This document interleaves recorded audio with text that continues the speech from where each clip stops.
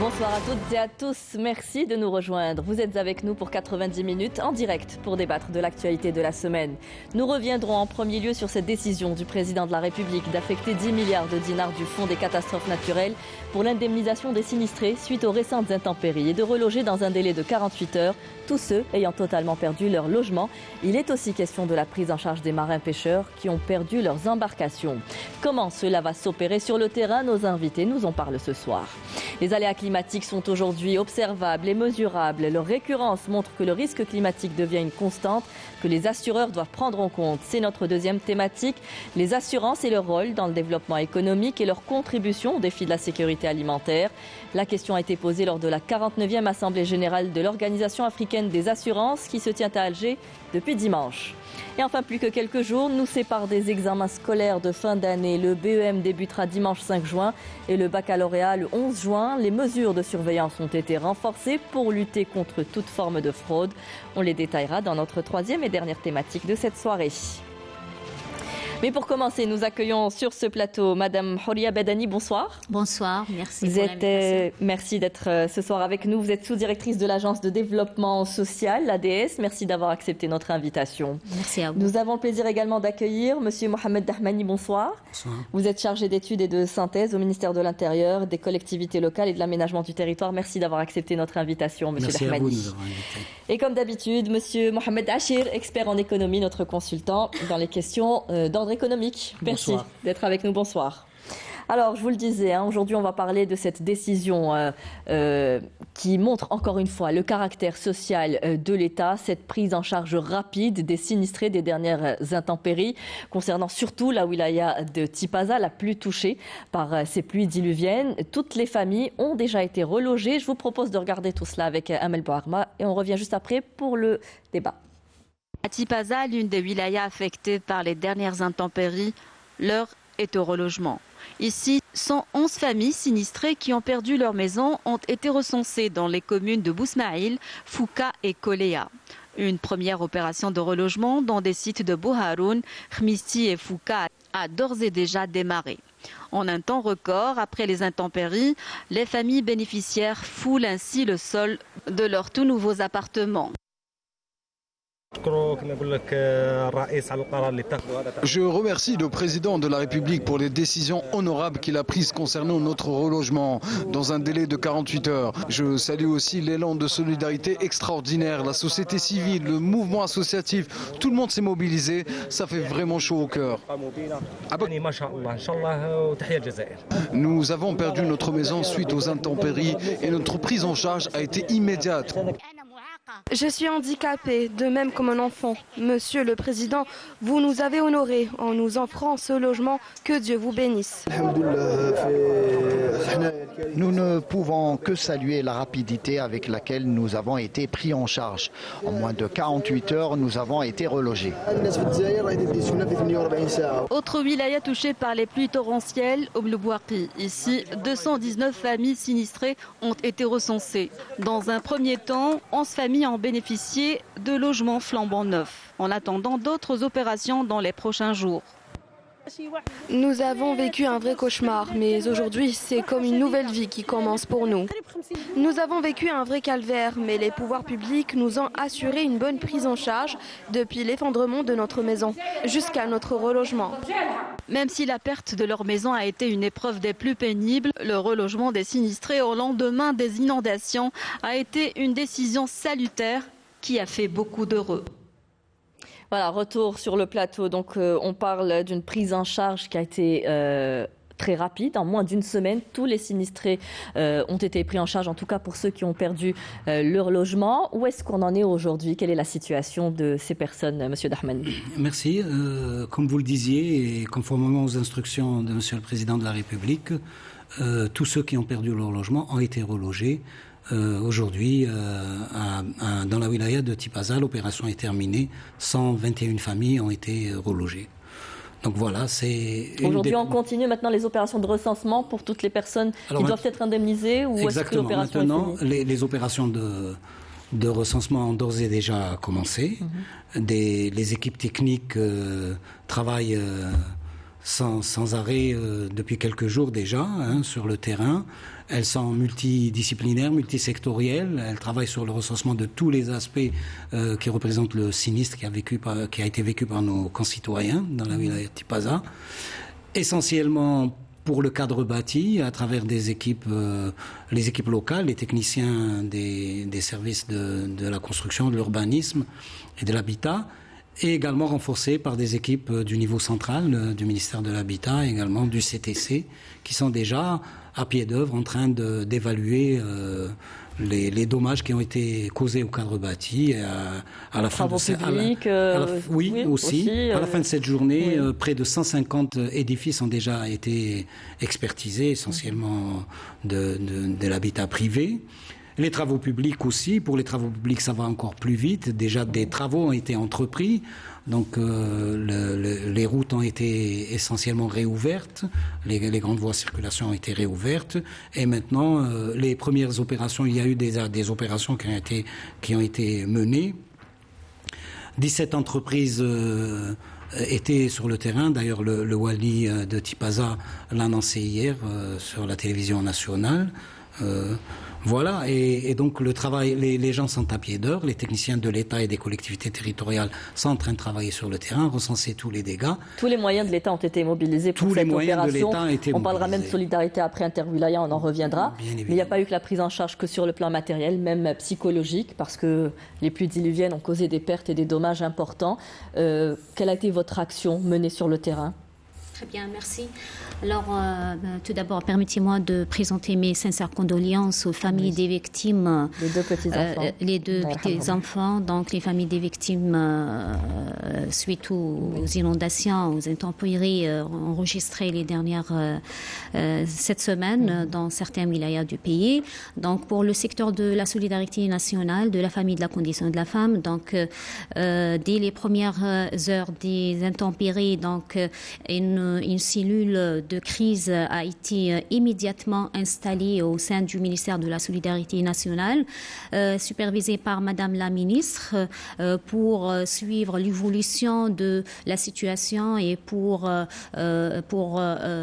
apporter ou prendre les mesures nécessaires pour contribuer aux différents efforts déployés par l'ensemble des institutions et organismes de l'État au niveau local, bien sûr dans un cadre de coordination totale avec les collectivités locales.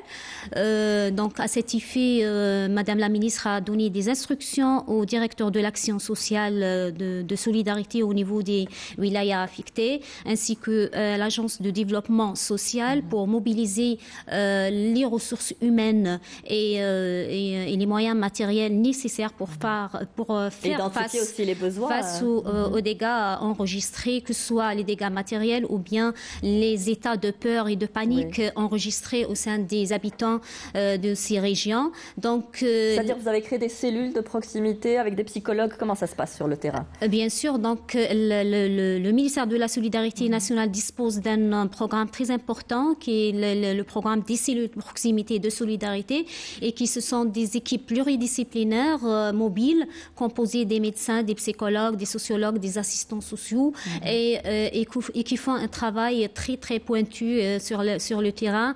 Donc les instructions ont été données pour accompagner les familles de près en leur apportant le soutien médical et psychologique nécessaire, notamment pour les enfants, les malades chroniques, les personnes âgées, etc.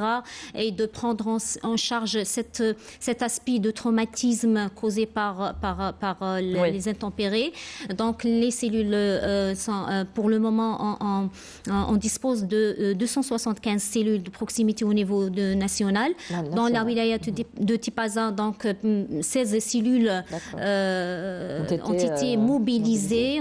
Ils ont accompagné même les familles durant le relogement, l'opération de relogement, et ils ont fait des enquêtes, réalisé des enquêtes sociales afin d'identifier les besoins prioritaires et des familles sinistrées, etc., et de rendre compte et transmettre les rapports aux collectivités locales ou à la direction direction de développement social, la direction sociale de Wilaya pour prendre en charge et pour distribuer les aides nécessaires.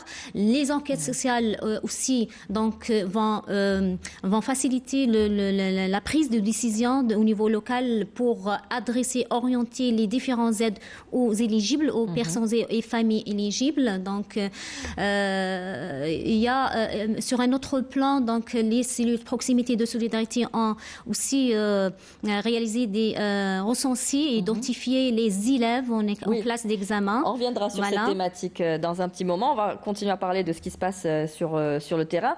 Pour revenir sur cette action qui s'est, on l'a dit, déclenchée en un temps record, le président de la République a ordonné qu'il y ait une prise en charge dans les 48 heures. En moins d'une semaine, toutes les familles sinistrées ont été relogées. Les marins-pêcheurs seront indemnisés jusqu'à réouverture du port, même leurs embarcations également. On voit encore une fois que le rôle social de l'État a été consacré de manière effective. Tout à fait. Cela montre un peu la capacité de réaction de l'État et même son efficacité. En 48 heures quand même, reloger 120 familles, c'est quelque chose de ne pas facile d'abord. Mais aussi, ça montre la présence de l'État à côté de ses citoyens et cette solidarité de l'État aussi. Et ça montre aussi la présence de l'administration sur le terrain parce qu'il n'y a pas que la question de logement, mais c'est la question des travaux publics, des routes, etc. Donc, des services publics qu'il faut aussi remettre en place. Donc, je pense que l'État algérien, en plus de ses actions volontaristes, en plus de son effort budgétaire annuel par rapport à toutes les questions sociales, subventions, on peut estimer à 5 000 milliards de dinars l'ensemble des transferts sociaux, y compris, c'est-à-dire si on rajoute un peu depuis toutes les actions qui ont été menées ces derniers mois aussi. Effectivement, si on rajoute la dépense fiscale, qui est très importante aussi, qui est une forme aussi de transfert économique pour encourager l'environnement économique. Donc, on peut dire que l'État il fait un effort considérable à l'égard des citoyens, à l'égard de la société. Et c'est notre doctrine aussi. Depuis le 1er novembre 1954, l'État social est consacré et on est en train aussi de continuer ces actions de l'État social, mais nous devons les moderniser davantage. Nous devons, bien entendu, les consolider avec des formes encore plus efficaces et avec aussi moins de dépenses peut-être, parce qu'il y a la question aussi de la rationalisation de la dépense, il y a la question de la soutenabilité de la dépense qu'il faut prendre en compte. Donc, garder ce paradigme de l'État social, c'est notre fierté. Il a été acquis par nos valeureux chouhada et moudjahidines, mais il faut y aller encore vers un État encore moderne, volontariste, un État social, mais avec plus d'efficacité dans l'action sociale. Et cela aussi montre, en tout cas, ces inondations confirment aussi un peu la capacité ou même la résilience de l'État face un peu aux catastrophes. Moi, je me rappelle très bien de la catastrophe aussi enregistrée dans les wilayas du centre, Bidjaya, Tizi Ouzou, lors des feux de forêt. L'État, il a fourni un effort considérable pour indemniser les citoyens.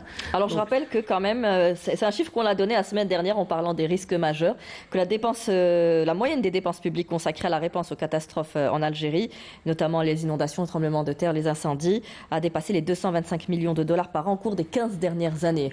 Ça nous coûte cher, ce qui nous amène à parler de ce fonds, le fonds spécial donc, de 10 milliards de dinars pour prendre en charge les sinistrés des wilayas touchés par les dernières inondations. Parlez-nous de ce fonds. Par qui est-ce qu'il est alimenté ? Alors, le fonds des catastrophes naturelles. Le fonds des calamités et risques majeurs est alimenté par les assurances en Algérie. 10% des bénéfices réalisés par les assurances et également par l'effort de l'État, par des subventions, par le Trésor public. Voilà. Donc à quoi vont être consacrés ces 10 milliards de dinars? On n'a pas parlé des marins-pêcheurs qui seront eux aussi indemnisés et ils auront une allocation en plus de l'indemnisation de leurs embarcations. Oui, l'allocation est temporaire parce que nous avons affaire à des concitoyens qui vont être sans travail et donc sans ressources pour un laps de temps, le temps que les ports soient remis en état, réhabilités et réouverts à l'activité. Oui. Et donc pendant ce temps-là, par effort de solidarité nationale, l'État prend en charge à travers cette allocation entre 20 et 30 000 dinars, selon le cas, nos concitoyens. Jusqu'au réaménagement des ports. Jusqu'au réaménagement des ports et qu'ils puissent remettre en place leurs moyens de travail. Est-ce qu'on a recensé le nombre de marins-pêcheurs sinistrés? Alors aujourd'hui, la direction de la pêche a terminé le travail de recensement. Donc la wilaya de Tipaza est en voie de finalisation. J'imagine que ce soir, le travail de recensement et d'évaluation de l'ensemble des besoins sera terminé en principe ce soir et demain nous aurons les premiers résultats qui vont bien évidemment remonter au niveau central, être examinés pour qu'on puisse mobiliser les fonds nécessaires, etc. Et comment ça va se passer pour les embarcations? Elles seront également indemnisées? Oui, bien évidemment, c'est l'engagement de monsieur le président de la République, donc ils ne font pas en douter. Alors, on parlait tout à l'heure de ces assurances. Est-ce que les marins-pêcheurs souscrivent à des assurances ou assurent leur matériel? Je suppose que si. Vous faites toujours le travail de recensement. Le travail de recensement va montrer tout cela. Et les indemnisations, selon les règles qui régissent le fonds de calamité, prennent en ligne de compte l'apport des assurances. Oui. Le gros chalutier, j'imagine qu'ils sont obligés de souscrire à ce genre d'assurance. Ils souscrivent des assurances et l'indemnisation tiendra compte des remboursements qui seront tirés des assurances, comme le stipule l'article 16 de ce décret. Voilà, on voit encore une fois cette culture de l'assurance qu'il faut inculquer peut-être à toute personne. C'est tout le monde qui est concerné, pour les biens, pour les personnes, qui est faible aujourd'hui chez nous. Oui, justement. En tout cas, dans les pays développés, c'est l'assurance qui prend tout généralement. L'État intervient certes, mais dans des cas très rares. Mais en Algérie, on a tendance à faire intervenir davantage l'État et laisser un peu la responsabilité personnelle ou la responsabilité privée, que ce soit des citoyens ou de l'entreprise. Donc il faut y aller justement vers l'augmentation de taux de pénétration de l'assurance dans tous les secteurs. Et cela va aider justement la mutualisation et la gestion des risques et des catastrophes naturelles. Et puis, c'est ça la prévention. Et réellement, le paradigme de prévention, c'est comment sensibiliser les citoyens, comment sensibiliser toutes les entreprises et comment aussi faire sortir un peu une bonne partie de l'informel vers le formel, la formalisation pour qu'il intègre un système d'assurance. Donc, c'est ça qui va aider la mutualisation et qui va aider aussi un peu la constitution des fonds nécessaires pour faire face à des risques majeurs ou faire face à des catastrophes. Parce que aujourd'hui, dans tous les pays du monde, en fait, même dans les débats qu'on peut relever au niveau de la COP 27, par exemple, les rapports de la Banque mondiale, donc ils situent un peu une tendance d'insoutenabilité, de prise en charge des risques, des risques des catastrophes naturelles. Ils disent que ni les assureurs privés, ni les États seuls peuvent faire face à ce genre de catastrophes. Et par exemple, les dommages sont trop importants. Oui, dans la Banque mondiale, il parle de la vulnérabilité de 1,8 milliard de personnes dans le monde qui sont exposées aux inondations dans le monde, soit 23% de la population mondiale. Donc, vous voyez un peu avec le changement climatique, cela donc doit inciter à la mobilisation de tout le monde et revoir le paradigme effectivement pour que la question de l'assurance soit une question de tout le monde. Oui. D'ailleurs, je pense que ces dernières années, vous avez dû intervenir davantage sur le terrain suite aux aléas climatiques, suite aux tremblements de terre, aux incendies qui se répètent plus fréquemment. Exactement. D'ailleurs, les cellules de proximité de solidarité ont acquis une très bonne expérience en matière de prise en charge médicale et psychologique et en matière d'accompagnement familial des familles dans les états de crise et de catastrophes naturelles, que ce soit les inondations ou bien les incendies, etc. Donc, c'est pour cela, dans cette situation les intempéries qui ont touché la wilaya de Tipaza et la wilaya de Guelma, donc il y a eu un plan d'action d'urgence qui a été tracé et mis en œuvre par les cellules de proximité de solidarité, donc pour prendre en charge les familles, notamment par exemple pour la famille de Mohamed Abdelraouf, pour la prise en charge de ses frères qui ont été très touchés par la mort et la perte de leurs frères. Donc il y a aussi donc un travail qui a été fait par rapport à l'état de la famille de Hiba Allah yarhamha dans la wilaya de Guelma. Donc toute cette expérience acquise par l'année a été mise en place pour la prise en charge des familles sinistrées durant ces intempéries qui ont touché cette semaine plusieurs wilayas de l'Algérie. En même temps, il y a eu, on peut parler sur les enquêtes qui ont été faites au profit pour le recensement des élèves en classe d'examen, donc pour le BM et le bac. Donc, c'est la semaine prochaine, c'est dimanche. Voilà, ont été recensés et identifiés pour leur faciliter les moyens de transport et toute la prise en charge nécessaire durant la semaine prochaine. Voilà, durant les jours d'examen, bien sûr avec la coordination, toute la coordination nécessaire avec les collectivités locales. Aujourd'hui, par exemple, le 31 mai, donc 5 bus du ministère de la Solidarité nationale ont été dépêchés pour déplacer les élèves de l'école sinistrée au niveau de Bouhnacha à Guelma pour les déplacer vers une autre école pour passer leur examen de fin de l'année. Donc, il faut les accompagner sur le plan psychologique. Exactement, après ce elles traumatisme. étaient accompagnées par les psychologues des cellules de proximité durant le pas évident déplacement. De pouvoir se concentrer. Bien sûr, le plan d'action sera tracé tout au long, donc parce que la prise en charge psychologique doit être à long terme, à moyen et à long terme. À long terme, c'est cela. Il y a une cellule de surveillance qui est mise en place. Il y a une cellule de veille aussi pour les aléas climatiques au niveau du ministère de l'Intérieur et des collectivités locales. Oui, il y a une cellule qui travaille toute l'année, sur la question des intempéries, mais pas seulement, également pour l'ensemble des risques de catastrophes qui puissent intervenir sur le territoire. C'est une permanence qui est assurée tout au long de l'année, 24 heures sur 24, 7 jours sur 7. Et quand il y a des catastrophes comme celle qu'on vient de vivre, il y a des cellules ad hoc de suivi de la catastrophe jusqu'à la récupération, le rétablissement. Et puis les pluies se poursuivent surtout. Exact.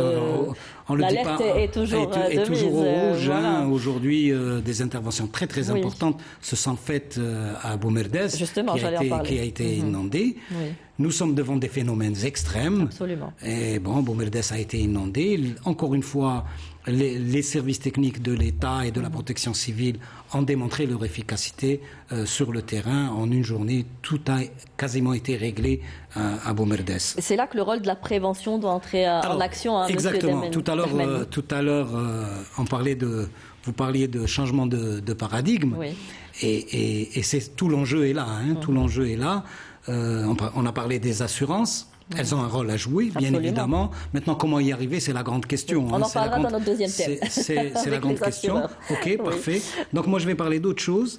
Vous parliez tout à l'heure... Non, c'est bien de les impliquer aussi. Bien évidemment, mais ils font partie de la solution. Absolument. Ils font partie de la solution. Ils doivent eux aussi apporter d'autres produits, offrir d'autres produits, communiquer mieux, attirer mieux les structures. Et nous aussi, en tant que pouvoir public, nous devons faire un travail de sensibilisation, de proximité envers nos citoyens et envers les acteurs économiques sur le territoire pour les inciter, pour les sensibiliser sur la question des assurances parce que, bien évidemment, chaque dinar investi, on le perd quand il y a des catastrophes comme celle-ci, et puis on met encore des dinars pour rétablir l'ordre des choses, revenir à la normale. Et donc, on ne peut pas continuer comme ça indéfiniment. Il va falloir qu'on économise nos dinars pour le développement. Comment le faire ? parler des assurances. Pour les assurances, mener de véritables campagnes de sensibilisation à l'endroit des citoyens et des acteurs économiques. Nous ne le faisons pas assez. Donc, il va falloir qu'on le fasse. La deuxième chose, c'est que vous parliez tout à l'heure... aller vers des mesures peut-être plus coercitives. On en parlait, c'est-à-dire pour l'automobile aujourd'hui, c'est réglé.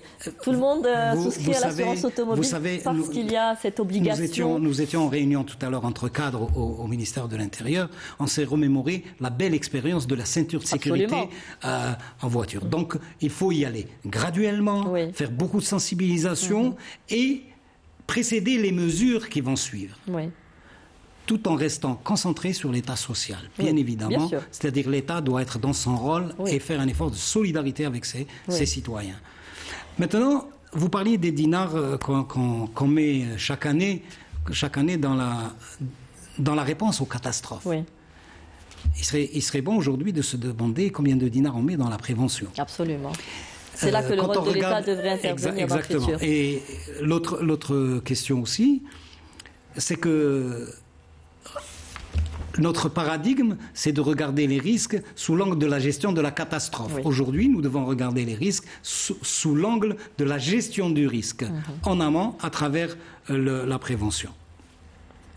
La loi sur la gestion des risques est en train d'être révisée. Elle date de 2004. Les grands engagements de l'Algérie au niveau mondial, le cadre de Sendai, les accords de Paris,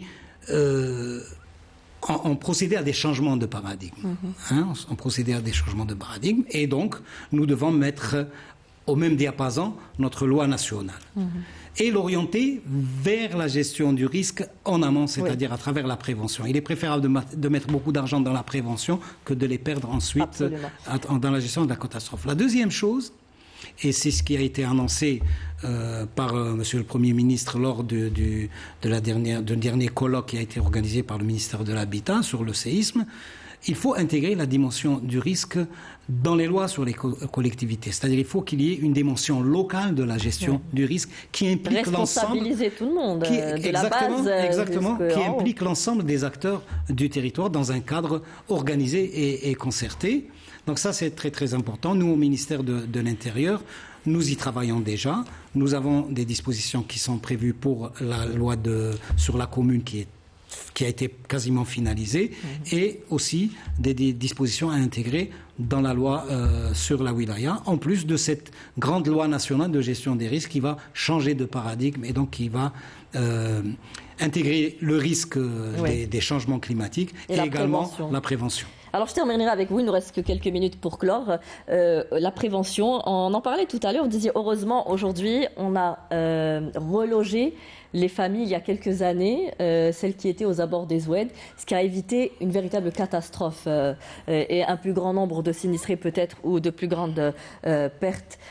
Mais aujourd'hui le problème c'est que on revient toujours à ces endroits, à ces Oued, à ces constructions anarchiques autour des Oued. Est-ce que là aussi, ça fait partie de la prévention, de la sensibilisation, de la communication, peut-être de relever du pénal? Qu'est-ce qu'il faut faire pour que les gens ne reviennent pas encore une fois aux abords des Oued? Vous me précédez en répondant en partie à la question, ça revient à la prévention. Maintenant, comment doit se faire cette prévention? Nous, au ministère de l'Intérieur, on a engagé une première expérience d'un plan de prévention multirisque du niveau local. C'est une première en Algérie. Nous l'avons fait à titre pilote en collaboration avec le programme des Nations Unies pour le développement dans la wilaya de Chlef. Et ça apporte déjà de premières réponses, c'est-à-dire qu'on étudie les vulnérabilités de notre territoire pour en faire en sortir des mesures. Mais tout cela est décrit dans le SNAT, hein.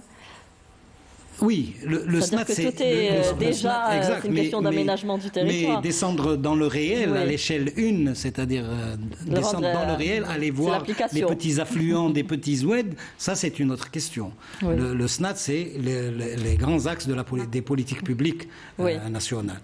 Donc voilà, c'est un moyen à intégrer toutes les mesures préventives dans les instruments d'urbanisme pour qu'elles deviennent opposables au tiers.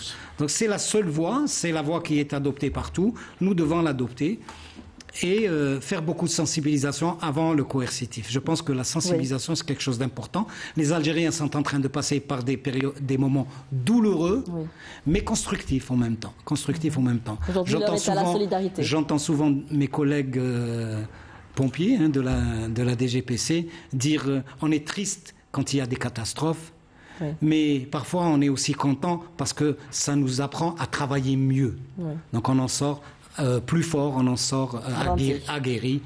Voilà, donc grandi. Pour l'instant, l'heure est à la solidarité, donc ce qu'on disait depuis ce matin, dans la prise en charge de ces familles sinistrées et des élèves qui doivent passer leurs examens la semaine prochaine. Merci à vous d'avoir accepté nos invitations, d'avoir été parmi nous sur ce plateau. On va continuer un peu dans cette lignée, puisqu'on a parlé des assurances, on va en parler encore une fois dans notre deuxième plateau. Les assurances représentent l'un des leviers du développement économique, aussi bien pour le pays que pour le continent africain. C'est dans cette optique et à l'occasion de la conférence de la 49e Assemblée générale de l'Organisation africaine des assurances, organisée à Alger sous le thème « La contribution du secteur des assurances au défi de la sécurité alimentaire » s'est tenue. On va parler aussi du rôle des assurances en Algérie avec nos invités. Tout de suite, je vous propose de regarder ce reportage avec Amel Barba. On revient juste après. À l'heure où l'Afrique fait face aux défis de la sécurité alimentaire et des changements climatiques, le secteur de l'assurance est appelé à jouer un rôle primordial dans le développement socio-économique dans les pays africains. Avec un secteur clé, l'agriculture, qui subit les aléas climatiques. L'un des maillons forts qui consacre l'action africaine commune, l'Organisation africaine des assurances. Les participants à la 49e conférence et assemblée générale de cette organisation qui se tient à Alger ont plaidé pour le renforcement de la résilience à l'échelle du continent pour lutter contre les risques climatiques et afin de promouvoir l'assurance agricole en Afrique. Le marché de l'assurance agricole dans le continent reste très peu développé en dépit d'importantes potentialités existantes. Seulement 1% des petits exploitants agricoles africains sont aujourd'hui couverts par l'assurance, alors que l'environnement économique mondial en général et l'Afrique en particulier connaissent des moments difficiles avec une inflation croissante, une perturbation des chaînes d'approvisionnement mondiales aggravée par le phénomène de l'insécurité alimentaire. Nous saluons l'Algérie qui abrite cet événement de grande importance qui nous permettra de trouver des solutions efficaces et concrètes pour faire face à tous ces défis. Le chiffre d'affaires réalisé dans le continent africain tourne autour de 68 milliards de dollars.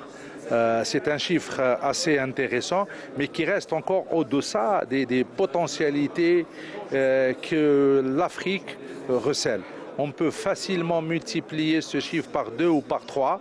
Et je pense que la rencontre d'aujourd'hui va donner cette occasion de mettre en place tous les mécanismes. Avec en ligne de mire la contribution de l'assurance au défi de la sécurité alimentaire en Afrique, cette rencontre revêt un intérêt particulier vu la conjoncture actuelle. Il y a une participation très importante donc de délégués et de participants venus des 5 continents, venus de plus de 70 pays. On a atteint un nombre de près de 1800 participants, dont plus de 1100 participants étrangers. Parmi les solutions qui sont proposées dans beaucoup de pays, y compris en Algérie, donc c'est d'adapter la réglementation, la législation donc à ces nouveaux défis. Un système d'assurance plus protecteur, c'est l'objectif de la révision de la réglementation, notamment en Algérie. Faire évoluer effectivement la loi pour qu'elle cadre avec les besoins des assurés, toutes branches confondues. Ce changement n'est pas spécifique à la branche agricole, même si c'est une branche très importante. Mais les changements et les améliorations ont trait à la sphère économique et aux opérateurs économiques dans l'absolu, toute activité confondue, justement pour renforcer la résilience du marché, pour assister les clients. Les travaux de cette rencontre se poursuivront jusqu'à mercredi prochain. À cette occasion, l'Algérie prendra la présidence annuelle de l'Organisation africaine des assurances. Voilà, l'Algérie donc a pris la présidence de l'Organisation africaine des assurances. La soirée se poursuit encore aujourd'hui. Nous accueillons d'ailleurs monsieur Chamarji Ali. Bonsoir. Bonsoir. Vous êtes directeur commercial à la CAT Assurance. Merci d'être avec nous sur ce plateau. Merci pour l'invitation. Merci à vous de l'avoir accepté. Monsieur Djamel Amal, bonsoir. Vous êtes directeur des assurances agricoles à la CNMA, Caisse nationale de la mutualité agricole. Alors aujourd'hui, on l'a compris, que ce soit en Algérie ou en Afrique, le taux de souscription des assurances assurés reste très faible. Il y a un véritable travail à faire derrière. Il y a un véritable marché à prendre. Avant de parler de tous les mécanismes à mettre en place, comment aujourd'hui est-ce que le secteur des assurances peut jouer son rôle dans la sécurité alimentaire? Parce que ça a été la thématique aujourd'hui choisie lors de l'organisation de cette 49e assemblée de l'Organisation africaine des assurances. Je vous donne la parole, Monsieur Djamel Ahmad. Très bien, merci. Donc, je voudrais juste rappeler que l'assurance, le rôle de l'assurance, déjà, l'assurance, c'est une industrie financière qui se consacre à la gestion des risques. Donc, l'assurance, elle permet tout d'abord de protéger les biens, les individus et surtout cimenter la solidarité sociale. Donc l'assurance aussi, elle a un rôle de prévention contre les risques. L'assurance aussi, on peut le considérer comme un investisseur constitutionnel puisque l'épargne qui est dégagée, elle est injectée dans la sphère économique. Donc on voit que... Il y a un véritable rôle de développement économique que les assurances peuvent jouer. Donc c'est un véritable outil de développement économique, social. Et qui reste peu développé chez nous. Pourquoi? On posera la question tout à l'heure. Mais ce qu'on a entendu dans le reportage, c'est qu'aujourd'hui, il faut peut-être adapter la réglementation, la législation, revoir la loi. Il y a un véritable travail à faire d'abord sur le côté juridique. Oui, effectivement, l'assurance en Algérie demeure un peu très faible en termes de taux de pénétration. Et cela pour plusieurs raisons. Parmi les raisons qu'on peut citer, c'est le manque de culture d'assurance pour les citoyens et même pour les entreprises parfois. Et aussi, on peut citer le pouvoir d'achat qui est... Aujourd'hui, les citoyens préfèrent faire des économies sur l'assurance et sans oublier le rôle de l'État par rapport à l'assurance, au volet assurance, notamment à l'organisation socio-économique du pays où l'État est très présent en termes à travers les subventions, les aides, et exact. comme on l'a vu cette fois-ci encore une fois. Exact. Donc il faudrait peut-être revoir certains aspects, surtout sur le volet réglementaire et législatif, afin d'améliorer le taux de pénétration et être dans la moyenne, arabe ou bien Maghreb. Alors comment est-ce qu'on peut améliorer aujourd'hui le rôle des assurances en Algérie? C'est la question justement qui se pose pour l'Algérie, pour toute l'Afrique. Pour toute l'Afrique, absolument. 68 milliards de dollars, c'est ça ce que j'ai entendu comme chiffre d'affaires ou bien marché des assurances en Afrique. C'est vraiment très peu pour un potentiel énorme. L'Algérie dispose d'un potentiel énorme pour l'assurance, mais reste une contribution, je dirais, très très modeste, avec 162 milliards de dinars. Donc de valeur ajoutée des assurances ou bien du marché des assurances en Algérie. Donc ça ne représente même pas 1% du PIB. Donc c'est vraiment un taux de pénétration très faible. Et même en termes de diversification, que ce soit institutionnelle ou que ce soit des produits, il y a un déficit très important aussi. Et cela aussi peut être l'une des causes aussi du ressort de se moderniser. Donc le marché dispose d'un potentiel énorme. Nous avons 45 millions d'habitants. C'est un marché, c'est un potentiel énorme. Il faut faire aussi dans l'innovation, offrir des produits plus intéressants, plus proches du citoyen. 10 millions, plus de 10 millions le parc de logement en Algérie, donc c'est un potentiel énorme. Très peu sont assurés, j'imagine que le logement... Même pas 12%. Même pas 12%. Oui. C'est l'automobile, je pense, qui prend le plus grand volet aujourd'hui des assurances parce qu'il y a ce caractère coercitif derrière. Donc, on peut dire que c'est vrai que l'assurance, c'est une activité ou bien c'est un secteur qui fait partie de tout un système financier, comme elle a été bien souligné. C'est une industrie financière, donc il est inhérente au développement de la sphère financière, au développement du marché financier. Donc, favorable. Tout à fait. Il faut un écosystème pour le développement de cette filière. Pour le développement de cette Qu'est-ce qu'il faut? Il faut libérer le marché, libéraliser le marché. Effectivement, c'est ça maintenant. Donc, puisqu'on a dit que c'est inhérent à l'environnement global globale, qui soit économique, y compris la culture, y compris le rôle de l'État, la régulation de l'État. Mais bien évidemment, il faudrait quand même améliorer le système financier algérien, c'est-à-dire comment permettre d'abord la modernisation que ce soit du marché financier, parce que le marché des assurances, ou bien les sociétés d'assurance ont besoin aussi un peu des champs d'intervention diversifiés, notamment avec des produits qui sont négociés en bourse, par exemple. Et puis ces produits-là, pour qu'ils puissent intéresser aussi les souscripteurs, les personnes, surtout pour l'assurance personne, qui est extrêmement faible aussi. On va voir la différence avec ce qui se passe des ailleurs. pourcents. Donc il faut qu'il y ait ce débouché de marché financier. Le marché financier va tirer en quelque sorte cette activité à la hausse. C'est ça qui est attendu aujourd'hui, à ce que le système, le marché soit mieux organisé, libéralisé pour aujourd'hui permettre le développement des assurances en Algérie notamment. Justement, pour le marché, donc on voit que déjà depuis 1995, donc il y a eu la libération du marché. Donc pratiquement les compagnies d'assurance pratiquent toutes les branches, que ce soit agricole ou autre. Donc, vous dites agricole ou autre, si vous permettez, je pense que c'est agricole, automobile, logement très faible. Ça reste trois produits phares de l'assurance. Voilà, donc surtout pour l'agricole, donc si on voit l'agricole, donc et encore l'agriculture reste faible. Voilà, on représente à peine 2% du 2% par rapport au chiffre global qui est produit par le marché. Donc c'est très faible. C'est très faible. Donc on voit que malheureusement, donc si on voit les potentialités existantes, donc on est très loin. Alors, juste pour rester dans l'Afrique aussi, 65% de la main-d'œuvre en Afrique active dans le secteur de l'agriculture. Et le marché des assurances en Afrique ne représente que 1% du PIB. Donc, on voit quand même la différence et tout le travail qu'il y a à faire derrière. Donc, aujourd'hui, le secteur des assurances a besoin d'un climat aussi, d'un écosystème favorable pour se développer derrière. De quoi a besoin aujourd'hui le secteur des assurances? Effectivement, il faudrait peut-être se focaliser sur l'amélioration, par exemple, de tout ce qui est canaux de distribution. Au jour d'aujourd'hui, on trouve que la banque assurance, par exemple, elle fait à peine 2% de chiffre d'affaires de tout le marché des assurances. Et sans oublier que le virage, peut-être, la question la plus importante aujourd'hui, c'est de s'inscrire dans une démarche de transition numérique. Oui, très important. De digitalisation. Transparence, accessibilité.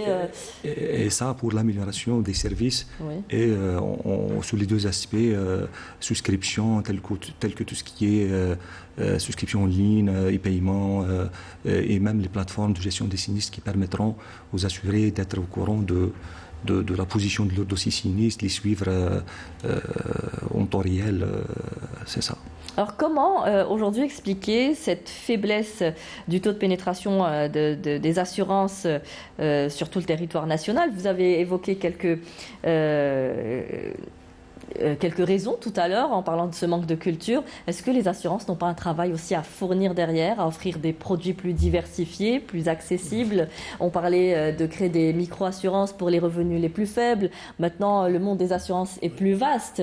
Est-ce qu'il ne faut pas aussi moderniser nos assurances? Très bien. Donc, parlons déjà, vous avez abordé le côté de revenu, le volet revenu. Donc, en Algérie, donc, concernant la population rurale. Oui. Donc, elle représente environ 40% de la population totale. Donc, c'est presque la moitié. Donc, malheureusement, cette population, parmi les caractéristiques de cette population, c'est une population à revenus faibles et à revenus hétérogènes. C'est ça. Concernant, c'est une population vulnérable au risque. C'est une population qui ne connaît pas ou qui a un manque en matière de gestion des risques. C'est une population aussi que par rapport à un peu dès qu'elle est informelle, parce qu'elle recourt rarement au réseau bancaire ou le foncier, l'informel, de propriété, c'est-à-dire qu'il y a beaucoup de problèmes derrière. Donc déjà en parlant du revenu, donc on comprendra que déjà ils peuvent percevoir l'assurance comme une charge. Oui. Donc d'où la conclusion on peut dire que les vendeurs de l'assurance, c'est beaucoup plus C'est-à-dire qu'aujourd'hui, il faut les sensibiliser sur l'importance de l'assurance comme étant un bien, quelque chose qui va protéger leur avenir. Il faut les rassurer, créer ce lien de confiance. C'est aussi votre rôle. Justement. Donc, j'allais aborder le volet de la corporation agricole. Par exemple, parlant des risques agricoles, donc tout le monde devrait s'impliquer pour faire comprendre à l'agriculteur le rôle de l'assurance, l'intérêt. N'oublions pas qu'il y a une bonne partie des agriculteurs qui recourent au crédit bancaire. Donc même l'assurance peut jouer un rôle par rapport au financement. Donc elle est en quelque sorte la caution ou par rapport à la banque. Donc il y a beaucoup de choses qu'on peut faire. Donc, il y a des solutions pour développer cette culture d'assurance. Qu'est-ce que cette nouvelle loi doit apporter comme nouveauté qui est en cours? Est-ce que vous avez été associé? Est-ce que vous savez ce qu'il faut changer, ce qu'il faut apporter comme changement pour se mettre au diapason aux normes internationales Oui, par rapport à la loi, donc, je pense que toutes les compagnies d'assurance ont contribué à la changement de cette loi, à l'élaboration. Donc certainement, il y a le volet digitalisation, il y a le volet de facilitation de souscription, un des volets par rapport aux indemnisations. Donc il y a tout un arsenal juridique qui, normalement, qui va en faveur de... On a souvent peur des lenteurs de remboursement des indemnisations. Alors la personne peut-être est freinée par sa démarche, par ce problème-là. Aujourd'hui, la nouvelle loi doit se mettre au diapason des normes internationales puisqu'il y a beaucoup à gagner derrière. Bien sûr, même pour rendre le climat algérien attractif, et pour attirer des sociétés d'assurance, des grandes sociétés étrangères, il faudrait s'adapter aux normes internationales. C'est-à-dire il faut universaliser le mode de gestion des assurances, mais aussi la réglementation algérienne des assurances. C'est pour cette raison qu'il faudrait justement s'adapter aux normes FRS, par exemple, la norme FRS 17 qui fixe un peu les règles du contrat d'assurance. Cela permettra d'universaliser nos sociétés d'assurance et même de les moderniser en termes de gestion, en termes de provisions, en termes aussi de réactivité par rapport justement à la couverture, que ce soit des risques ou bien remboursement après les remboursements des sinistres. Donc tout ça, l'Algérie, je crois qu'avec la réforme de la loi qui est annoncée, doit s'inscrire impérativement dans cette donne internationale, de normalisation internationale, pour mieux justement moderniser nos sociétés d'assurance et s'ouvrir aussi aux investissements étrangers. Parce que si on veut développer réellement l'investissement en Algérie, nous sommes quand même dans une dynamique de développement de l'investissement. Avec la loi 22-18 qui libère un peu l'initiative de l'investissement, que ce soit pour les opérateurs algériens ou bien étrangers. Donc cela nécessiterait bien entendu des compagnies d'assurance pour accompagner l'assurance industrielle, c'est-à-dire dans tous les domaines en tout cas. Donc nous avons besoin d'universaliser davantage et d'y aller vers des normes internationales, s'inscrire dans la norme FRS 17 sur le plan technique, mais aussi nous devons diversifier davantage. Par exemple, en Algérie, nous avons un manque énorme. Vous avez parlé bien entendu de la digitalisation. La digitalisation, elle va régler beaucoup de problèmes, notamment l'inclusion des personnes dans l'assurance. C'est le même problème d'ailleurs du système bancaire algérien. Donc il y a une faible inclusion. Donc avec la digitalisation, d'abord, ça va permettre de réduire les coûts de gestion dans les sociétés d'assurance, de permettre la rapidité dans le règlement des questions avec des plateformes. Meilleure gestion, plus de transparence. Meilleure gestion, également. Transport, réactivité. On est dans la plateformisation des économies. Et puis en plus de la digitalisation, donc on a cette diversification. Par exemple, je voulais parler de mutuelles, par exemple. Le secteur mutualiste en Algérie, il est très faible, alors que dans certains pays, il joue un rôle important que ce soit pour accompagner d'abord des produits d'assurance, mais aussi très bien pour la santé, effectivement. Des produits que l'on peut offrir, mais que nos assurances ne proposent pas. Oui, la santé, des compléments de santé, pour la retraite, etc. Et puis, cela un peu donne toute une dynamique pour les métiers, les activités, etc. Il y a la mutuelle de l'agriculture, il est en train de faire ce travail, mais un taux de pénétration bien entendu faible pour un PIB, pas un PIB, mais une valeur ajoutée globale de l'agriculture de 35 milliards de dollars. Donc, c'est un marché potentiel.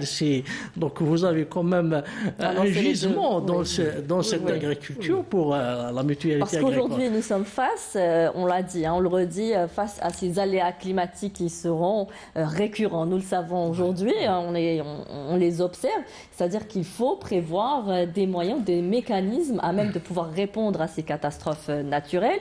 Les assurances, aujourd'hui, on parlait de tarifs assez faibles, peut-être, ne peuvent pas couvrir seuls les dégâts. Il y a aussi l'assistance de l'État. Donc il faut renflouer les caisses aussi derrière. Bien sûr, bien sûr. En fait, c'est par rapport, si vous permettez de répondre par rapport aux risques climatiques qui sont connus à la fois par la fréquence des dernières années, mais aussi par l'intensité.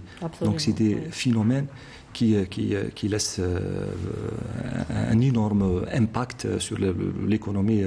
On le vit en ce moment même, à Tipaza, on l'a vu. Je dirais peut-être que les réformes réglementaires puissent aller jusqu'à la mise en place d'un système basé sur la subvention des primes d'assurance par l'État.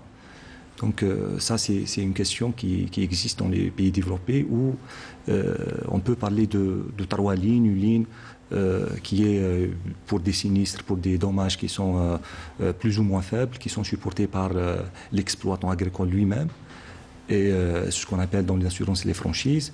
Et en seconde ligne, on trouve la compagnie d'assurance qui peut répondre s'il y a des pépins dont l'ampleur est moyenne. Avant d'aller pour les sinistres exceptionnels, avec une ampleur un peu plus... il y a eu la pandémie, on parle de santé, il y a beaucoup de choses. Ça nécessite vraiment la subvention, l'intervention de l'État. Donc ça permet quand même à l'État... C'est-à-dire qu'on parle d'un système hybride entre l'État et les compagnies d'assurance qui puissent... Parce qu'à elles seules, ce n'est pas possible de supporter ce genre de dégâts. Mais pour ce qui est de l'assurance CatNat chez nous, par exemple, qui est obligatoire, elle ne représente que 5% de l'activité globale des assurances. Comment l'expliquer alors qu'elle est là, ce caractère obligatoire? Cela, ça s'explique par plusieurs choses, comme on a déjà cité, l'histoire de manque de culture, le pouvoir d'achat d'un autre côté, mais aussi... Mais elle reste faible quand même. Le tarif reste faible. Oui, très, très faible. Pour une petite maison, il ne dépasse pas 2000 dinars par année. Là, on confirme que c'est une question qui est en relation avec la culture d'assurance et parfois même en relation avec des considérations d'ordre religieux. Oui, et c'est là qu'il faut développer aussi les finances islamiques. Dans la nouvelle loi également. Effectivement, il y a eu pas mal de projets dans ce sens. Il y a eu une compagnie qui a été créée par différentes compagnies étatiques et banques qui sera spécialisée dans le créneau assurance islamique, Takaful, mais aussi il y a certaines filières fenêtres, en quelque sorte, qui ont été créées par certaines compagnies. C'est ça, il faut s'adapter aujourd'hui au contexte algérien, la culture algérienne.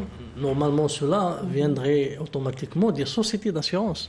En étudiant le marché, voilà. Donc, ils doivent offrir des produits pour pouvoir attirer et pour pouvoir augmenter leur chiffre d'affaires. Donc, en plus de Takaful, même des produits à côté comme Mourabaha, etc., qui sont développés dans les pays du Moyen-Orient.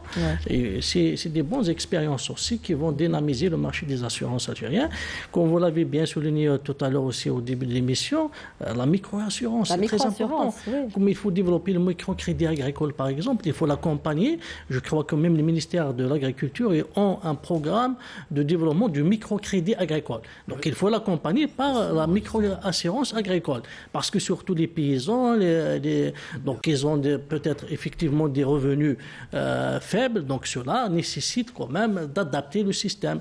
Et puis lorsqu'on parle de la micro-assurance, on est dans la philosophie de la finance solidaire, donc qui concilie à la fois l'exigence économique et l'exigence sociale. Oui. Donc c'est pas forcément le dictat du marché, dans la marchandisation, donc cela va s'adapter davantage aux paysans, aux agriculteurs. Et puis effectivement, l'État avec un système d'incitation, il doit intervenir, l'État avec que ce soit des incitations fiscales, que ce soit des subventions indirectes, mais il faut y aller vers surtout le développement de l'assurance vie, de l'assurance des personnes. Avec le Takaful par exemple, on peut développer l'assurance vie, l'assurance des personnes, et penser comment justement introduire ces produits dans le marché financier. C'est-à-dire il faut arriver à intéresser le souscripteur, que ce soit individuel, des ménages ou bien des entreprises, les intéresser par rapport à un rendement d'un produit. C'est-à-dire comment je vais me souscrire à un produit d'assurance et ça va me rapporter de l'argent. Donc on peut y aller vers ces options d'investissement des produits d'assurance vie. Ça rapporte beaucoup d'argent dans les pays développés, l'assurance vie. Et même si les grands moteurs des marchés financiers, les sociétés d'assurance, c'est des institutionnels. Donc ça, c'est une option qu'il faudrait développer davantage. Il y a aussi la question de banque assurance. C'est vrai, ça a été introduit, mais il n'y a pas assez d'intéressement. Même réellement, si on prend par exemple la CNMA, au début de la souscription et d'octroi des crédits par les dispositifs publics, c'est tout le monde qui est dans le système. Après, juste après, donc, il se désengage de l'assurance. Donc, c'est là où il faudrait penser aussi à une certaine contrainte de l'État, à une régulation, à une réglementation, plutôt une réglementation qui va quand même obliger, dans certains cas, comme pour l'automobile, comme l'automobile, qui représente 50 à 60%, je pense. Même l'assurance santé complémentaire dans certains pays, il est obligatoire. Oui. Les mutuelles, ils sont obligatoires pour certains métiers, etc. Donc il faut y aller vers cette réglementation qui va à la fois obliger et inciter les citoyens, les entreprises à développer ces produits d'assurance. Et puis on parle beaucoup d'assurance, très peu de réassurance. Il y a aussi le rôle des réassurances. Est-ce que c'est pris en compte aussi pour faire court, c'est un peu l'assurance des assureurs aujourd'hui qui ne peuvent pas forcément prendre seuls en charge les dégâts. De toute façon, c'est un mécanisme mixte qui marche ensemble. Donc, il y a les assurés, il y a les compagnies d'assurance, et de l'autre côté, les compagnies de réassurance. Les compagnies de réassurance disposent aussi de compagnies qui les réassurent. Donc, c'est tout un schéma. Je voudrais revenir par rapport à la question de la culture d'assurance. Donc, je pense qu'il ne faut pas avoir trop peur par rapport à cette culture parce qu'à travers les échanges d'expériences qui sont déroulés avec les pays développés, donc ils ont eu le même comportement les années 90, 2000, donc il y avait le même comportement des consommateurs par rapport à l'assurance. Mais ils ont pu régler ça grâce à un dispositif, vous l'avez bien dit tout à l'heure, c'est le système mixte État-privé. Donc ils sont parvenus quand même à mettre en place un système qui encourage l'engouement des assurés vers l'assurance. Donc c'est très important. Il y a des ancrages juridiques obligatoires. Il faudrait passer donc pour mettre en place ce dispositif. Je citerai par exemple mon collègue a cité le dispositif des calamités agricoles. Oui. Donc n'oubliez pas en 2003. Donc suite aux inondations de tremblements de terre, de Boumardès, donc il y a eu la création de la loi, de la loi concernant. Je voudrais souligner à travers la loi, donc il y a un article qui a exclu les calamités agricoles. Donc c'était prévu qu'un dispositif sera créé spécialement pour les... voilà. Donc on ne peut pas... Revenons, c'est-à-dire par rapport déjà à la composante si on parle de l'agriculture, donc on voit que c'est des petites et moyennes exploitations. On a 1,2 million d'exploitations agricoles. 70% c'est des petites et moyennes exploitations. Donc déjà, ce n'est pas des grandes exploitations qu'on peut, c'est-à-dire faire la mécanisation, qu'on peut faire développer d'une manière, c'est-à-dire efficace. Donc, on peut recourir, par exemple, vous avez parlé tout à l'heure des systèmes de coopératifs, associations. Donc, c'est un rôle qu'ils peuvent jouer pour développer cette culture. En même temps, ça va offrir des avantages, même par rapport au coût de l'assurance. Donc, quelqu'un qui vient individuellement ou quelqu'un qui vient dans le cadre d'une coopérative, donc même le coût, ça va être diminué jusqu'à 60-70%. Donc, c'est des mécanismes qu'il faudra réfléchir dès maintenant pour booster ce secteur. Même pour la pêche, par exemple, la loi de finances de 2023 a exonéré les coopératives de pêche. Voilà. Des impôts. Donc cela déjà c'est une incitation et ces coopératives de pêche aussi donc peuvent se retrouver avec une assurance qui est adaptée. Voilà. Et puis justement puisque vous avez parlé de réassurance, ça c'est très important avec le changement climatique surtout actuellement. Les risques voilà les risques majeurs et donc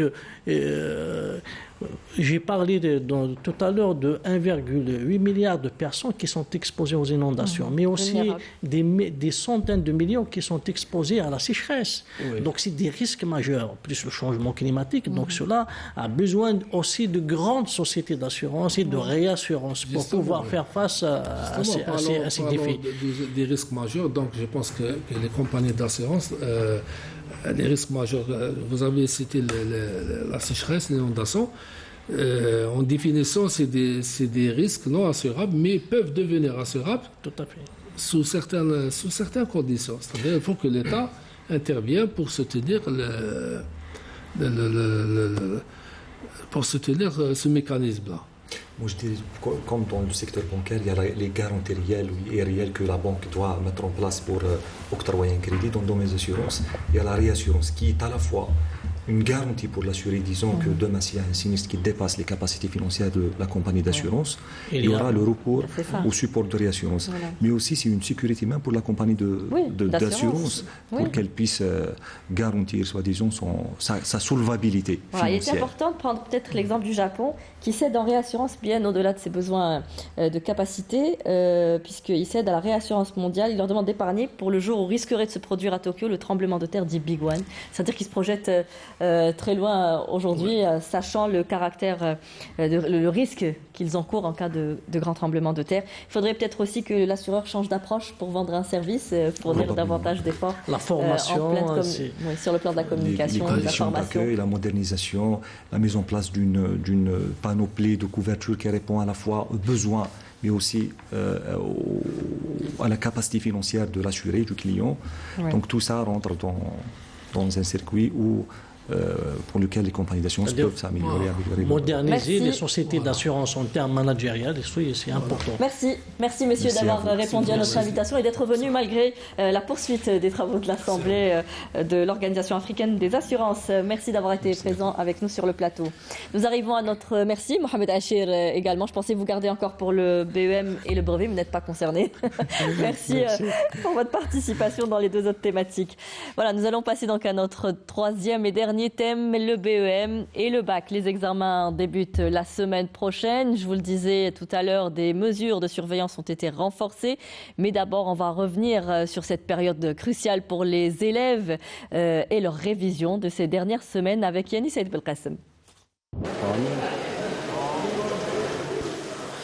Dernière ligne droite avant l'examen du brevet pour ces élèves du collège Abdelmajid Meziane de la commune d'El Mohammedia. Des séances de révision dans toutes les matières sont organisées par leur établissement pour les aider à combler leurs lacunes et être prêts pour le jour J. Grâce à ces révisions, j'ai pu rattraper mon retard. J'espère obtenir mon BEM. Alors on a commencé ces cours-là il y a 15 jours pour comprendre les maths et les cours qu'on n'a pas vraiment compris, surtout la géométrie. Et par rapport à comment on se sent, c'est un peu stressé, mais je pense que c'est du bon stress. Justement, pour optimiser cette dernière semaine de révision, les enseignants donnent de précieux conseils aux collégiens. Les élèves peuvent suivre le programme des révisions sur la page de l'établissement. Nous avons commencé une révision générale des 3 trimestres. Le principal objectif de ces révisions en groupe, c'est de permettre aux élèves d'être prêts le jour J. Ces révisions nous permettent d'accompagner nos élèves avant l'examen final. Les révisions générales leur permettront d'être plus confiants le jour du brevet. Même ambiance pour ces futures bachelières du lycée Hassiba Ben Bouali qui ont voulu profiter des dernières révisions proposées par leur établissement. Lors du lycée, les révisions finales, les profs جاو عاونونا عطاولنا des résumés, des astuces باش نقصوا شويه stress parce que في هذه la période الأخرى bien sûr كيكون عندنا بزاف stress. Des révisions et un accompagnement de nature à soutenir les élèves et mieux les préparer à passer leurs examens de fin de cycle. Nous avons commencé les révisions à la fin du 3e trimestre. Nous avons procédé à la révision de tout le programme afin que les élèves soient prêts à passer leur examen. La plupart sont stressés, donc les révisions sont également un moyen de gérer au mieux leur stress. L'un des conseils que nous donnons aux élèves, c'est de ne négliger aucune matière. Même les matières secondaires doivent être révisées. Le bac est un examen décisif où l'élève doit faire preuve de sérieux. Il devra montrer ses connaissances dans toutes les matières enseignées avec une bonne méthodologie. Conseils et petites astuces des professeurs, révision en groupe ou en solo, tout est bon pour mieux se préparer. Les candidats aux examens de fin de cycle moyen et secondaire mettent les bouchées doubles et ne laissent rien au hasard, s'offrant tous les moyens possibles pour décrocher les précieux sésames, le brevet d'enseignement moyen et le baccalauréat. Voilà, on leur souhaite bien sûr bon courage. Et nous accueillons pour ce dernier plateau Madame Djamila Khiyar. On va commencer par les dames, présidente de la Fédération nationale des parents d'élèves. Merci d'être avec nous sur ce plateau. Merci beaucoup, merci à vous, merci pour l'invitation. Merci. Nous accueillons également M. Abdelhafid Haj Sadour. Bonsoir. Vous êtes directeur de l'enseignement spécialisé et de l'enseignement privé, ministère de l'Éducation nationale. Merci pour l'invitation. Merci d'avoir accepté notre invitation et d'être ce soir sur notre plateau. Alors, nous comptons 1 590 000 candidats entre scolarisés et libres à l'examen du brevet d'enseignement moyen et à l'examen du baccalauréat. Donc, dimanche pour le BEM, celui d'après pour le baccalauréat. Le nombre de candidats est en hausse pour cette année d'après les chiffres. Alors comment ça va se passer? On a parlé de mesures de surveillance plus renforcées, c'est-à-dire qu'aujourd'hui on inscrit cette lutte contre la fraude, contre la triche comme un véritable axe au niveau du ministère de l'Éducation nationale. Merci de me donner l'occasion de vous répondre. Bon, je tiens à vous informer que c'est dans les mêmes dispositions des examens de l'année passée que ces 2 examens vont se dérouler. Il n'y a pas vraiment de mesures exceptionnelles pour la surveillance ou pour quoi que ce soit. Nous avons gardé les mêmes dispositions pour les deux examens. On parle de nombre d'enseignants plus importants en réserve, en cas d'absent, d'enseignants qui ne sont pas parentés, qui ne dépendent pas de la même circonscription. Voilà, circonscription. Donc il y a quand même de nouvelles mesures qui ont été apportées. C'est les mêmes dispositions qu'on avait l'année passée. Effectivement, dans chaque centre de déroulement, on prévoit 14 surveillants supplémentaires pour faire justement le remplacement en cas d'absence d'un surveillant ou quoi que ce soit. C'est les mêmes dispositions que l'année passée.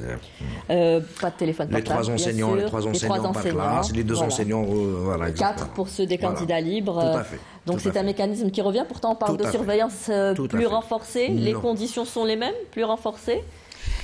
Oui, d'abord merci encore une fois de nous donner l'occasion de nous exprimer comme d'habitude et c'est toujours un plaisir d'être là. Oui, c'est-à-dire c'est les mêmes conditions, en fait il n'y a rien de changé. C'est les mêmes conditions, c'est les mêmes préparations. Les élèves donc ont droit aux 2 sujets avec la demi-heure de plus en plus qui a été introduite depuis plus de 4 ans. Donc c'est les mêmes conditions, la même surveillance, la même, évidemment, avec les mêmes interdictions, avec le même déroulement et évidemment nous en tant que parents, nous devons aussi jouer le rôle de veiller à ce que l'élève parte à son examen en ayant d'abord en tête toutes les recommandations qui sont posées et portées sur sa convocation, toute chose qui est interdite d'être dans son cartable ou dans sa trousse, il faut qu'il l'évite. Le téléphone, par exemple, déjà. Les téléphones, tout ce qui va avec. Aujourd'hui, il faut aussi partir d'un principe que ce n'est qu'un examen. Ce n'est qu'un examen, c'est pas la fin du monde, mais en fait, c'est nous les parents qui faisons tout. Déstresser, c'est ça. Nous stressons nos enfants. Nous stressons nos enfants. Il faut partir d'un principe que ce n'est qu'un examen. Quand il a fait ses devoirs, quand il a fait ses compositions, il a travaillé dans les mêmes conditions. Il était surveillé également, puisqu'il y a un élève par table. Donc, c'est la même chose pour l'examen. Oui. Il suffit juste de se concentrer et de dire que ce n'est qu'une composition, qu'un examen. Et surtout, ce qu'il faut retenir, ça va se dérouler uniquement sur les leçons dispensées en classe. Ouais. C'est ça. Aujourd'hui, c'est vrai qu'il est important d'arriver à déstresser sur ces examens qu'on considère, surtout pour le baccalauréat, qu'on considère comme le sésame, peut-être plus que la licence elle-même. C'est celle qui ouvre la porte à l'université. Il faut aujourd'hui jouer aussi sur cette sensibilisation. Peut-être que ça peut jouer aussi sur les notes des élèves. Hein. Oui. Il y en a beaucoup qui perdent leurs moyens. Devant la feuille de l'examen. Oui, le jour de l'examen, c'est ça. Un dispositif est mis en place depuis fort bien longtemps pour justement sensibiliser les enfants durant toute l'année scolaire, les enseignants, les conseillers de l'orientation scolaire et pédagogique notamment. Ils font un travail fabuleux auprès de ces élèves, auprès de ces futurs candidats à l'examen pour justement déstresser. Et pour les cours, donc comment ça va se passer? D'après le ministre, ce sera selon le niveau d'un élève moyen aujourd'hui que les cours seront à la portée de tous et selon les cours dispensés tout au long de l'année. Donc j'insiste sur le fait que le dispositif mis en place par l'Inspection générale de l'éducation nationale fait de sorte que les sujets que ces candidats auront seront tous dans la à la portée de l'élève moyen, et ils ont été dispensés en classe. En classe. C'est-à-dire que l'élève qui a travaillé normalement durant toute l'année dans la continuité sans interruption, il est capable d'avoir son examen, d'avoir son baccalauréat ou son BEM. Maintenant, il est vrai également, et tu l'as assez bien dit, il y a des fois où l'enfant, où l'élève perd ses moyens. Parce que la peur aussi, le stress, fait qu'à un moment donné, des excellents élèves peuvent échouer le jour de l'examen. Échouer le jour J. C'est pour ça que le rôle des parents et les rôles des accompagnateurs, même au niveau des établissements scolaires, nous avons quand même des conseillers d'orientation, nous avons des psychologues. Il faut absolument, même le jour J, même le jour de l'examen, nous avons un psychologue, il y a même la présence de l'association des parents d'élèves, parce que nous rentrons donc avec un accompagnement, des bonbons, de l'eau, etc., qui sont distribués à la rentrée pour simplifier l'examen et pour lui donner un caractère tout à fait banal, parce que ce n'est qu'un examen. Mais c'est les parents aussi, là, nous devons prendre sur nous, parce que c'est nous qui stressons nos enfants, mais c'est difficile, c'est vrai que c'est difficile. Mais chose est certaine, puisque je suis sûre que tout le monde nous suit, et il faut que nos enfants sachent que les sujets porteront sur les leçons dispensées en classe et qu'aucun élève ne sera lésé. Parce que nous avons des commissions de suivi, d'évaluation des programmes. Lorsque la fin de l'année est arrivée, parce que nous avons une commission de suivi d'évaluation au niveau de l'école, au niveau de la wilaya, au niveau national. Et les sujets sont établis selon les recommandations de cette commission. Donc en aucun cas, l'élève n'aura à traiter un sujet qu'il n'a pas eu en classe. Alors on parle de sujets aujourd'hui à la portée de tous, de l'élève moyen. Est-ce qu'il y a un recul sur le niveau aujourd'hui de l'élève? Est-ce qu'on a pu revenir sur l'impact de la pandémie qu'a eu sur les élèves, sur les longues absences de l'école? Est-ce qu'aujourd'hui, il est essentiel d'adapter ces sujets au niveau moyen de l'élève? Adapté, non. Nous avons dû constater des améliorations au niveau des élèves de ces dernières années. La preuve en est que les taux de réussite vont avec. Mais est-ce qu'il n'a pas fallu baisser peut-être le niveau des sujets pour justement qu'il y ait un plus grand taux de réussite? Non, je vous pose la question. Hein. Non, c'est une... il y a une formation qui est accordée aux inspecteurs élaborateurs de sujets, justement, comment élaborer. Il y a un guide, madame, il y a un guide, il y a un référentiel pour l'élaboration des sujets. Donc, Ça se fait depuis toujours, au profit de l'élève moyen. Bien sûr, il y a l'élève brillant et intelligent va se distinguer avec ses notes excellentes et tout, mais en général, l'élève moyen pourra facilement avoir son examen. C'est-à-dire, si vous permettez, l'élève moyen, c'est quoi l'élève moyen? L'élève moyen, c'est celui qui suit ses cours normalement et qui assimile son cours en classe. L'élève moyen, c'est celui qui répond à toutes les questions que le professeur pose en classe. Maintenant, nous avons des excellents, nous avons l'élite, ça c'est autre chose. Quand on dit que le sujet est à la portée de tous, ça veut dire c'est un sujet qui a été traité en classe, qui a été étudié avec lequel, ou durant l'année, avec leur professeur.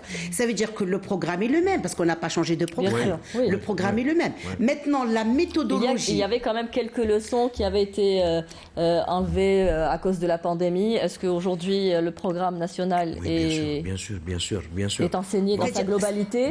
Ou est-ce qu'on a compris qu'il fallait alléger... les programmes scolaires? Non, disons...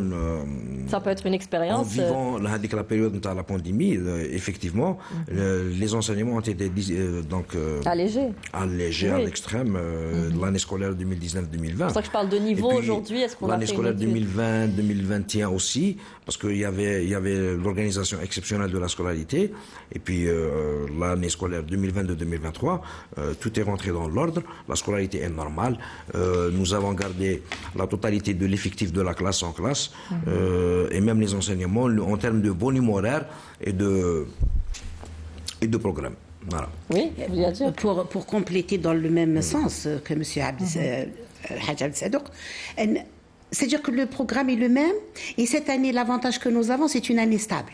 C'est une année qui n'a pas connu de remous ni de problèmes, alhamdoulilah. Donc ça veut dire que nos enfants, ils ont eu la chance d'étudier durant toute l'année sans interruption. Donc nous avons un programme qui s'est déroulé correctement et clairement. Donc nous avons accompagné les enfants, les élèves, parce que les derniers de l'année du bac, c'est l'année dernière, les enfants de la pandémie. Le bac de l'année dernière, c'était les enfants de la pandémie. Mais cette année, c'est des enfants qui ont une scolarité normalement. Donc ça veut dire qu'en termes clairs, c'est lui qui a travaillé normalement ces années sans faire beaucoup d'efforts et selon donc tout un planning et une méthode de travail, il peut très bien avoir son examen. Alors, il reste que maintenant, il y a un autre phénomène, parce que le baccalauréat, le bac blanc, qui s'est déroulé il n'y a pas longtemps, où il y a eu les corrections cette semaine, nous, en tant que représentants des parents d'élèves, qu'est-ce que nous avons dit? Nous avons lancé un appel pour que nos enfants puissent aller faire ce bac blanc, avoir un aperçu, parce qu'il s'est passé dans les mêmes conditions, avec le même traitement, de manière déjà de les faire entrer dans le bain, pour éviter le stress, pour éviter la peur. Mais malheureusement, nous avons constaté que beaucoup d'enfants n'ont pas été. Je vais garder cette question pour tout à l'heure. On y viendra. Oui, vous vouliez intervenir. Vous vouliez compléter, oui. On incite les élèves à assister à cet examen blanc. C'est l'antichambre du baccalauréat. C'est une préparation au baccalauréat. Et nous avons donné les instructions au lycée et au collège aussi d'organiser les corrections types. Le baccalauréat blanc, parce qu'en général, juste après le bac blanc, c'est les vacances. Les élèves donc commencent à être dissipés et tout, mais nous incitons les uns et les autres à faire les corrections types en classe des examens blancs. D'accord. Mais le caractère obligatoire du bac blanc reste obligatoire. Oui, mais il reste obligatoire. Il est comptabilisé aussi dans la moyenne. Il reste obligatoire, mais nous avons... Moi-même, j'ai dû intervenir sur plusieurs familles où les familles n'ont pas envoyé leurs enfants. Alors justement, puisque vous me lancez sur cette question, lors du tournage du reportage, notre journaliste a pu lui-même constater un absentéisme flagrant des élèves durant ce troisième trimestre. Il y a eu du mal à trouver des élèves de la dernière année de lycée. Et là, on parle d'absence non pas que pour le dernier trimestre, mais même à partir du deuxième trimestre. C'est-à-dire que les élèves aujourd'hui ne comptent plus sur le cours enseigné à l'école, mais sur les cours particuliers. C'est-à-dire que les élèves, nos enfants, qu'est-ce qu'ils font? Ils ne travaillent plus pour le bulletin. Ils ne travaillent pas pour la note. Ils travaillent pour le bac. Ils travaillent pour le bac. Donc, du coup, au troisième trimestre, le premier et le deuxième, ils le font. Mais le troisième trimestre, généralement, ils s'absentent. Et là, c'est une erreur. Dans ce cas-là, à quoi sert l'école? À quoi ça sert d'aller à l'école si on fait tout ça à la maison? C'est une erreur, parce que personne ne peut remplacer le travail d'un professeur en classe. Il y a un travail pédagogique derrière. Mais l'école doit intervenir aussi. Si, dit. Je me rappelle de mon temps, après 2-3 absences, les parents sont convoqués. Les parents sont convoqués dans tous les cas de figure, mais ils sont aussi complices de l'absence des élèves. On n'a pas cessé de dire à ces enfants qui s'absentent qu'il ne sert à rien que de s'absenter d'une classe et pour soi-disant, pour un motif d'assister au cours particulier, on prépare mieux le bac. C'est faux. La preuve en est que nous n'avons pas le 100% au baccalauréat. Oui, bien sûr. Donc, il ne sert à rien que de faire les cours particuliers. Devant l'enseignant en classe, c'est très intéressant de le faire, d'assister à ces cours. L'enseignant peut aider. Mais il n'y a plus ce caractère obligatoire, Monsieur Hadj Sadour. On n'oblige plus lui aujourd'hui les enfants à assister. Mais il y a. En classe. En classe, mais bien entendu. Mais il suffit d'une signature du parent pour justifier et c'est fini. Même après 3 mois d'absence. Mais quand il y a le parent qui justifie l'absence de l'enfant, c'est complètement. L'école ne peut pas agir. C'est-à-dire qu'il y a cette complicité aussi. Oui, il y a une complicité. C'est-à-dire que là, il faut agir. Parce qu'il faut agir comment? Il faut agir parce que les parents, ils sont tenus normalement d'encourager les enfants à aller à l'école. Maintenant, aller vers des cours particuliers, c'est aller dans les cours particuliers par rapport à une matière qui n'est pas maîtrisée. C'est pour les exercices, généralement pour l'application. Mais le cours en lui-même est enseigné en classe. Mais moi, j'ai suivi des parents qui ont été jusqu'à me répondre que ça ne servait à rien d'envoyer les enfants pour le bac blanc. Parce que l'enfant, il peut être stressé, il peut avoir peur, et le jour J, il va avoir peur. Puis je lui dis, il va avoir peur le jour J. Je préfère qu'il ait peur au bac blanc, au moins qu'il ait déjà un aperçu. Il s'adapte à la méthode, à la façon, et il doit d'abord voir comment on doit répondre, comment on doit écrire, parce que c'est un apprentissage, c'est une formation, c'est un exercice. Ils vous disent, nous préférons ne pas l'envoyer parce que ça va le bloquer. Alors que le jour J, il peut être bloqué. Que peut faire le système de le secteur de l'éducation nationale face à ce taux d'absentéisme effarant, parce que même les élèves me disent aujourd'hui, on a Internet, on peut suivre les cours sur Internet, on a les cours particuliers, on n'a plus besoin de l'enseignant. Il faut peut-être arriver à faire une fiche de synthèse qui doit suivre. Une fiche de synthèse qui doit accompagner l'élève dès la 2e année et la 3e année, et même pour après pour les examens, il faut tenir compte du travail de la classe, du travail de la note de comment lutter contre cet absentéisme. Ou bien par exemple ne pas permettre le redoublement de la terminale à l'élève qui s'absente trop durant l'année scolaire, soit-disant. Oui, ou de ne pas passer ses compositions ou être pénalisé au niveau des devoirs. Il y a toujours des moyens de réagir, mais c'est ce qu'on faisait aussi à l'époque. Qu'ils font. Le phénomène d'absentisme effarant des élèves n'est pas constaté sur tout le territoire national. En général, c'est les grandes villes, c'est Alger, c'est Oran, c'est Constantine. Mais en général... C'est là où les cours particuliers se démocratisent. L'accès à Internet, aux technologies aussi est plus facile et plus accessible. Tout à fait. Alors, pour revenir sur... C'est malheureux. Oui, là, il faudrait peut-être agir. Je voudrais revenir sur une question. Vous m'avez parlé tout à l'heure d'une année calme, sans remous.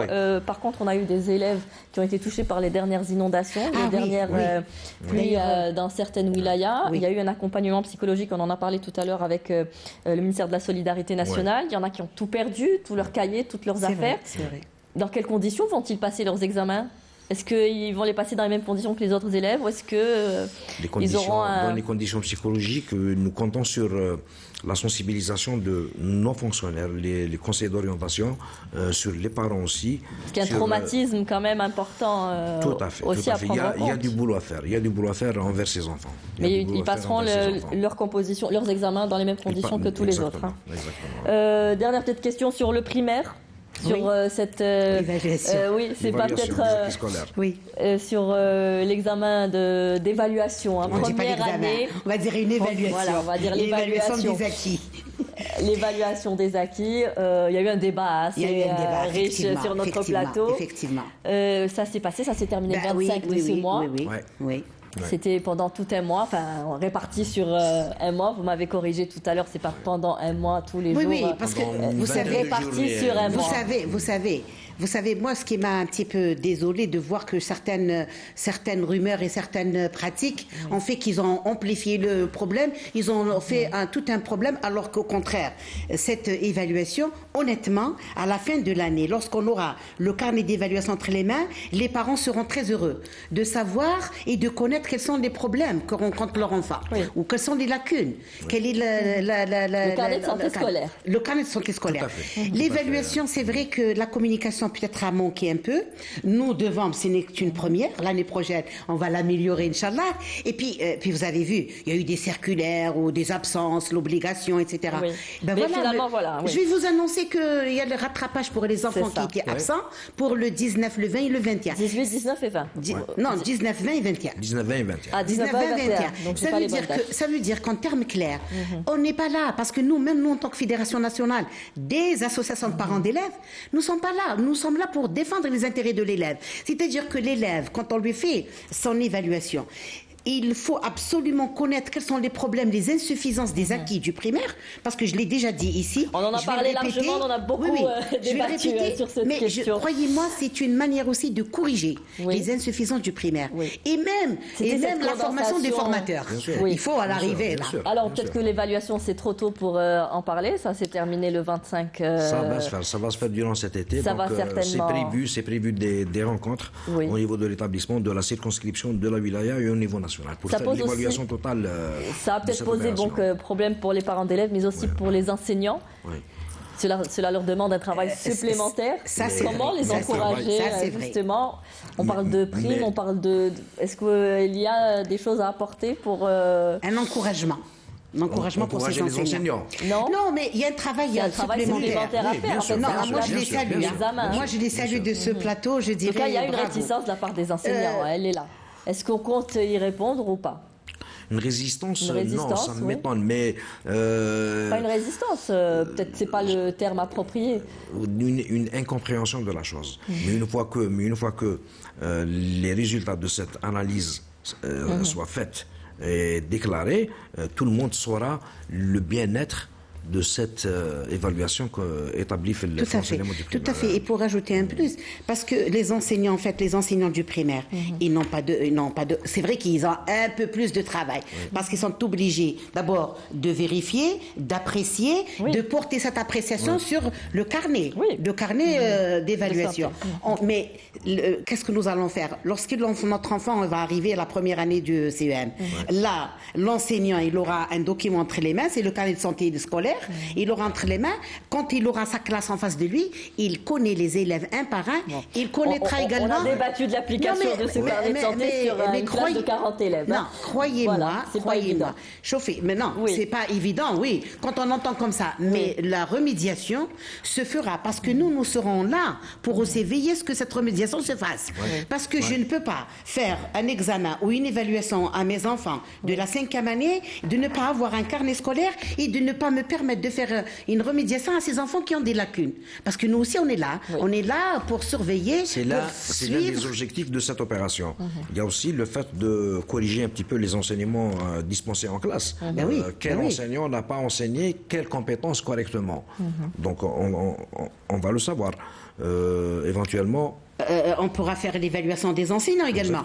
L'enseignant n'arrive pas... Est-ce qu'aujourd'hui, justement, est-ce qu'on prévoit, puisque vous parlez des lacunes des uns et des autres, donc même les compétences acquises par l'enseignant, est-ce qu'aujourd'hui on peut agir sur cela en formant davantage les enseignants? Oui, bien sûr, heureusement. On a besoin de cette formation. À travers des inspections plus renforcées, à travers... Des inspections plus renforcées, et puis l'organisation de journées d'études et de séminaires et de formations plus renforcées aussi.